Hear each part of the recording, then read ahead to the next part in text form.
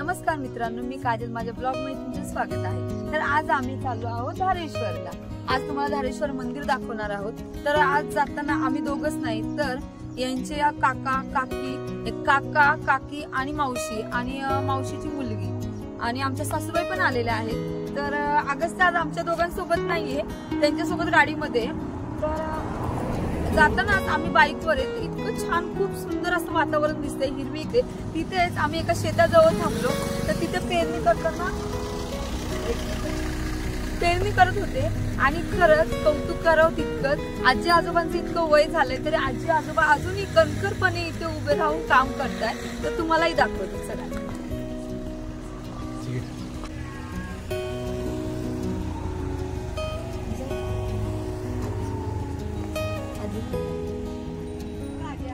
आजी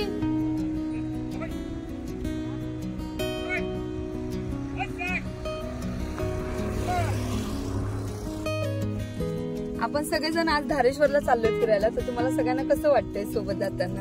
खूप छान वातावरण आणि धारेश्वर बघायची इच्छा आहे। तर आमची सून आज आम्हाला घेऊन निघाली आहे धारेश्वर बघायला। तर बघू, एन्जॉय करू मस्तपैकी आणि बघून येऊ काय काय धारेश्वरला। मला पण खूप वातावरण आवडलेलं आहे। रस्त्याला असं हिरवळ सगळीकडे आलेली आहे आणि पावसात पाण्यात भिजायची खूप इच्छा तीव्र झालेली आहे। आता तिथं गेल्यावर नंतर पाहूया की कसं भिजतोय आणि कसा एन्जॉय करतोय। मम्मी तुला कसं वाटते? छान वाटतं। इकडे तुला कसं वाटते? तू गेलेलीस का पहिलं धारेश्वरला? खूप मस्त वाटतं।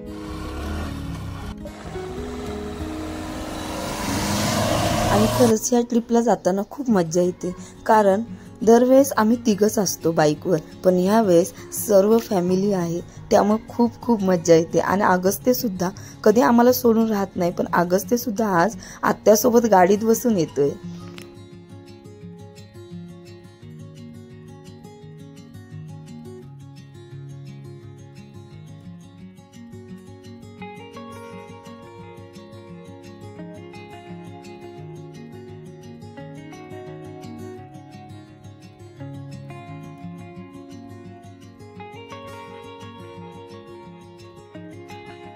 आणि माझ्या अगस्त्याची तर खूप मजा येत होती। तो कधी मोठ्या गाडीत बसायचं बोलत होता, त्या गाडीने येत होता, तर कधी मध्ये आम्ही दिसलो तर गाडी थांबली की लगेच आमच्याकडे येत होता।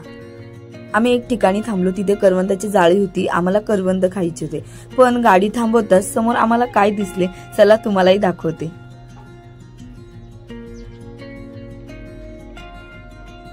मस्त मोठा पिसारा असलेला असा सुंदर असा मोर आमच्या समोर होता।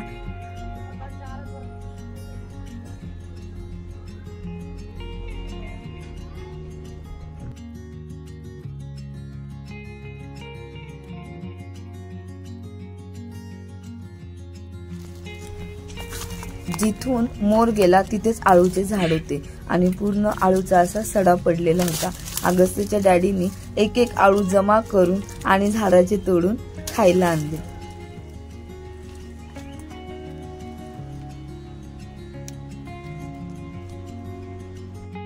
आणि आम्ही सगळेजण करवंद खायला आलो। करवंद खरंच खूप छान होते, आतून लालसर कलरचे करवंद होते।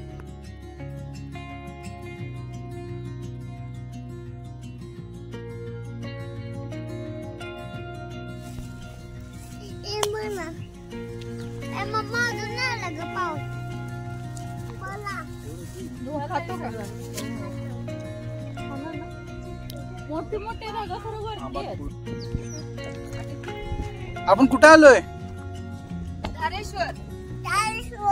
धारेश्वरला। तुला छान वाटलं? धारेश्वरला आपण राधा सोबत बोलूया। हा, राधा आपण काय बघितलं आता? कसं होता? छान होता। तुला आवडला? आता काय खाल्लं तू राधा? छान होते का? Wow, good boy. कसं होतं करवंद?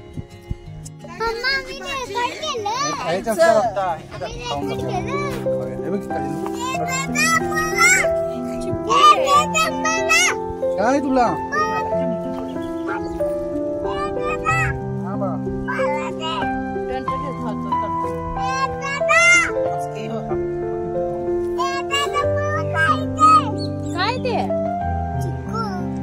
आळू चिंच पिकलेली खाते ना आपण.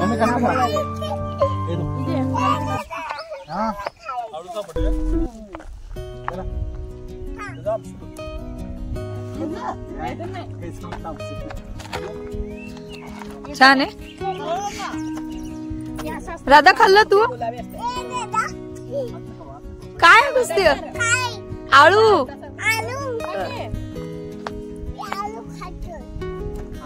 कशी आहे टेस्ट? चिंच आंबट.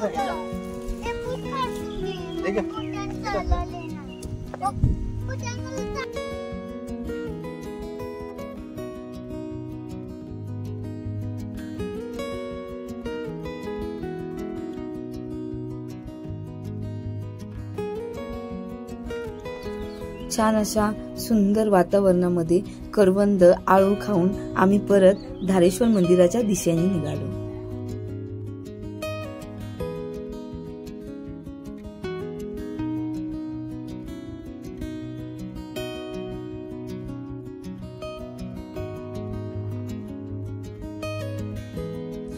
आता आम्ही पोहोचलोय धारेश्वरला. धारेश्वर मंदिराच्या वरती मोठी केबल होती. त्या केबलला लटकून माकडं सगळे एक एक एक एक करून खाली उतरत होते. खरंच बघून खूप आश्चर्यही वाटलं, कारण मानवाला ज्या गोष्टी कळतात त्या मुक्या प्राण्यांनाही समजतात.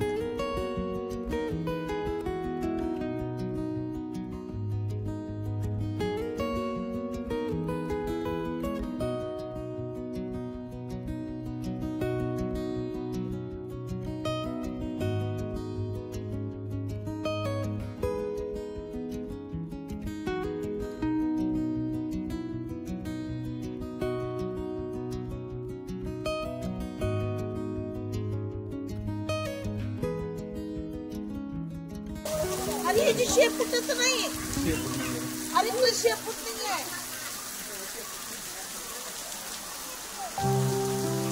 चला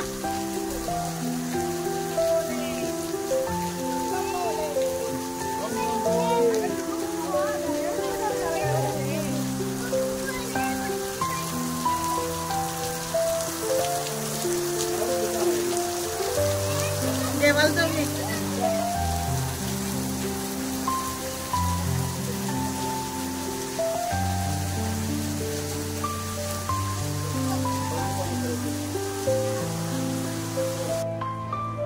आता आम्ही मंदिराच्या आत आलो आहोत. चला तुम्हालाही आतून मंदिर कसे आहेत ते दाखवते. जिल्हा सातारा, तालुका पाटण येथे हे मंदिर सह्याद्रीच्या कुशीत असलेल्या गुहेत आहे. येथे श्रीराम आणि महादेवाचे स्थान आहे.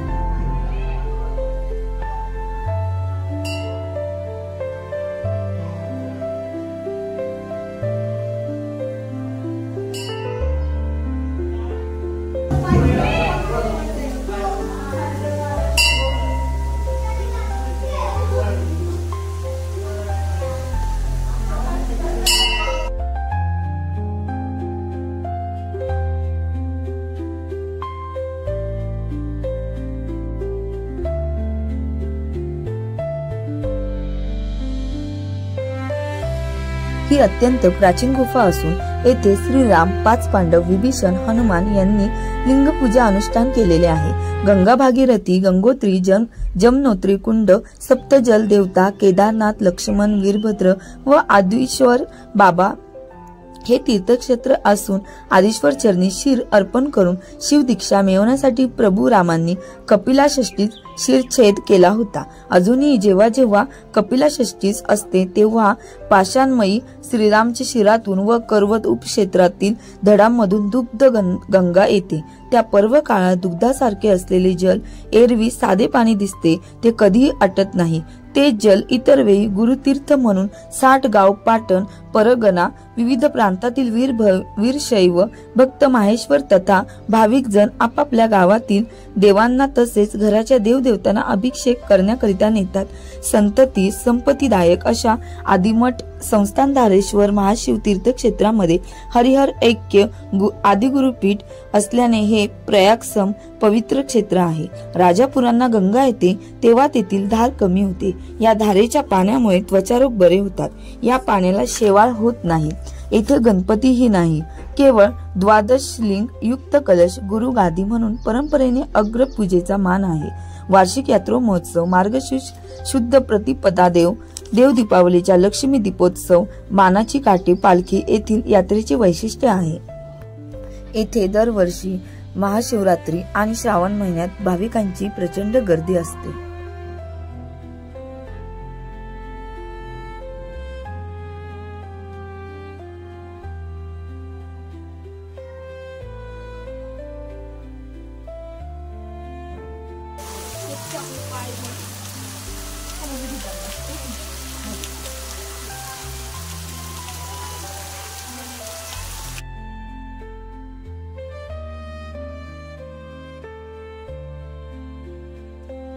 इथे भाविकांची खूप गर्दी होत असते. या धारेखाली उभे राहिल्यानंतर भाविकांची श्रद्धा आहे की इथे ज्यांना संतती होत नसते त्यांना संतती प्राप्त होते.